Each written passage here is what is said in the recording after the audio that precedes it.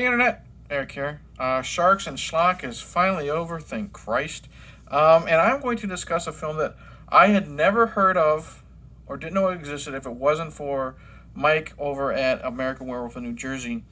It's a podcast, a YouTube channel as well that I frequent. And it was one of his earlier episodes. I actually had a Night Watch Zone on with them. And they were kind of vague with it because they didn't want to spoil a lot. But I bought this. Scream Factory was having like one of their huge IFC sales. So I took a chance on it and I finally sat down and watched it. Today I'm going to discuss A Dark Song. Now, if you're new to my channel, welcome. I discuss plot spoilers, specific scenes, what have you. It came out in 2016, and basic plot of this is we are following a woman who has recently lost her child, and she meets up with a man who knows the dark arts, and she wants revenge for what happened. And he is going to put her through months, I believe it is, of rigorous tests to bring forth her guardian angel and possibly get revenge. And it doesn't turn out so well, in my opinion. First off, this has got a limited, I guess you would say, list of actors. To my knowledge, not counting maybe a flashback scene with the son, there are 3 people in it. There's the main lady, there's the man who is helping her perform the ritual, and then there's the lead's sister. Great performances, at least by the 2 leads. We'll get the sister out of the way. She's in the scene for one moment. They're talking about, they're meeting at lunch, and you have the lead actress and the sister. The sister's worried about the lead actress because of the road she might be going down. There's a lot of tension, especially because the lead actress brings up to her sister, "You have 2 children. I don't have any anymore," type of thing. So, but the sister did what she was supposed to do. Now let's get to this lead actress, and if I got it correctly, does it say her name on the back? Is it Catherine Walker? Okay, Catherine Walker. This woman right here.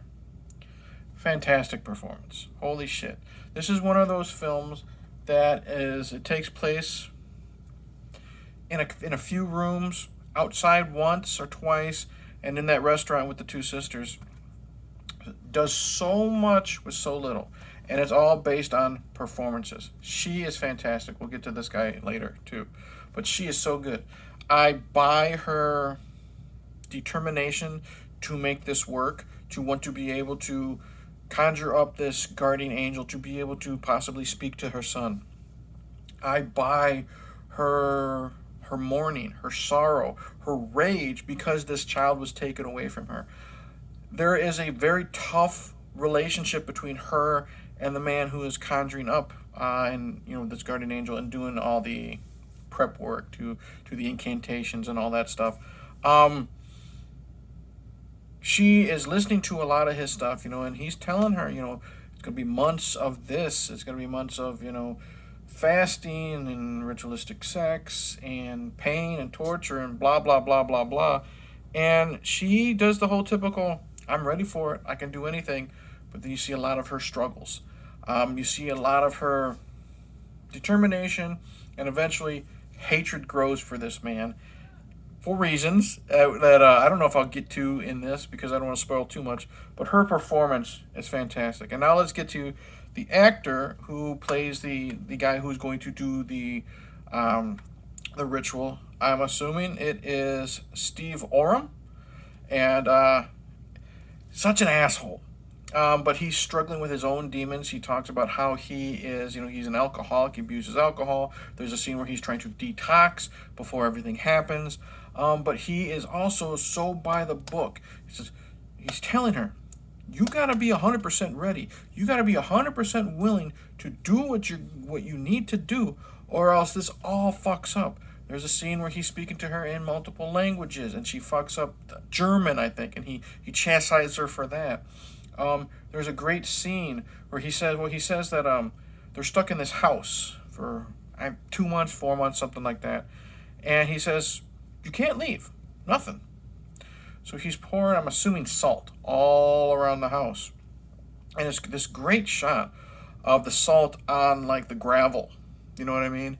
And he stops right when there's maybe half a foot before completing the circle. And he stops. He looks at her. He says, "It's the last chance to back out, because once this is done, once this is complete, there's no turning back."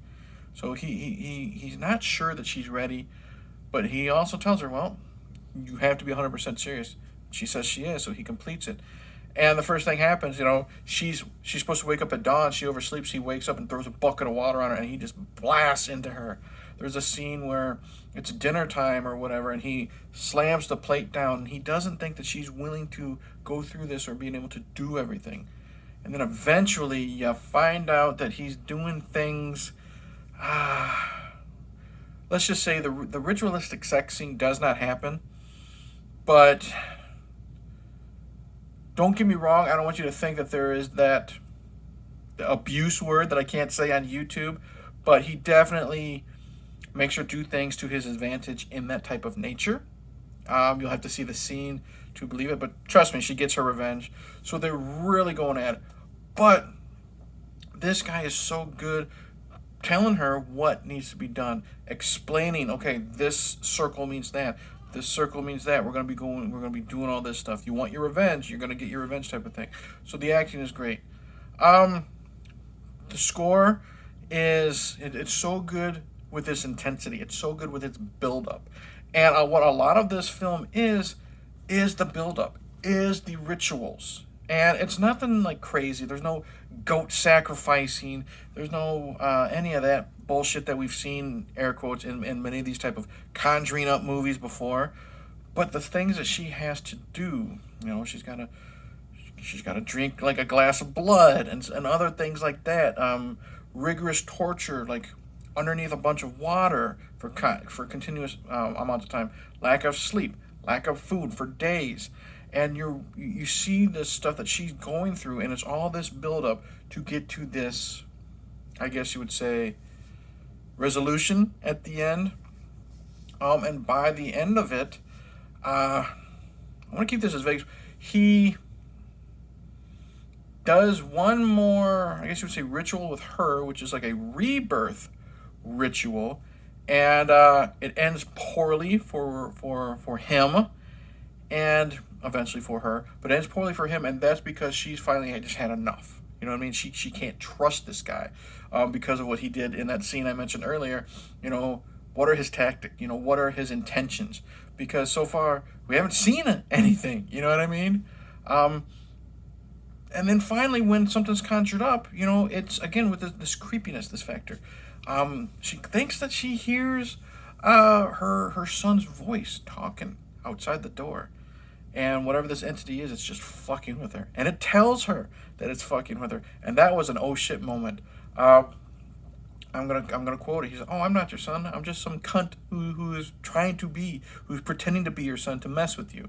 And that's how you know that maybe something wasn't conjured up that should have been. Maybe something was conjured up that shouldn't have been. And that's the only gripe I really have with this film. It is, what does it say? Say how long it is? 100 minutes. So it's an hour and 40 minutes long. And it's a lot of build-up. And then that last maybe 15 minutes made me kind of, well, I wouldn't say made me mad, but she deals with, like I said, there's obviously something fucking with her. She deals with those multiple things. Obviously, she's abused by those things. And then I guess we do see her guardian angel after she survives the evil beings. And then she does something, which I don't want to spoil the exact ending, like the last thing she does when she drives away. And if you saw what I did with that, and you've seen the film, you know what I'm talking about. And then I was just kind of disappointed with the resolution. A lot of great build-up for something that I'm just like, that's how you're going to end it. Damn it. However, I will say this. Great fucking movie. Great movie. That's one thing that we say over on American Werewolf in New Jersey. Less is more. show that you're doing something by doing nothing, to paraphrase my friend John K. Alvarez. Based on these two performances, fantastic movie. The build-up, the score, the creepiness, the torture that she goes through, why she's doing it. It's just that last 15 minutes, it's just like, damn it. Kind of like I've said with, was it Late Night with the Devil? Great fucking movie all the way up until it just kind of loses me at the end. However, if you haven't seen this, I highly, highly recommend it. And then other than Mike, not a lot of people that I know have talked about it, but it's really, really freaking good. So 2016's A Dark Song. I tried to keep it as vague as possible, with a little bit of spoilers, but highly recommend it. So that's it. Thank you for watching. Like and subscribe. Comment below, have you seen this movie? Do you like it? Do you hate it? Do you agree with me that it's great up until the very, very end? Or am I wrong? I could be. I've never claimed to be right about this shit. Lots of stuff planned. Not really. I'm going to be doing the fucking Howling franchise, and then I'm going to be doing this stuff sporadically. Frenzy and I will be getting back together. I think it's the 17th of August. We are going to do a watch-along of Mortal Kombat Annihilation. If you've seen many of our get-togethers, he's always wanted to watch that movie because he's only seen the first 10 minutes. So I figured let's finally fucking do a watch-along. And then next month we are reuniting for the Friday the 13th, and we are discussing the fucked up timeline. And then who knows what else I have planned. So thank you for watching all that jazz. Thank you to all the new subscribers. 1375 as of this recording. Trying to get to 1400. Appreciate y'all. Go see A Dark Song, or go see A Dark Song in fucking theaters. Find a way to watch A Dark Song, and cheers.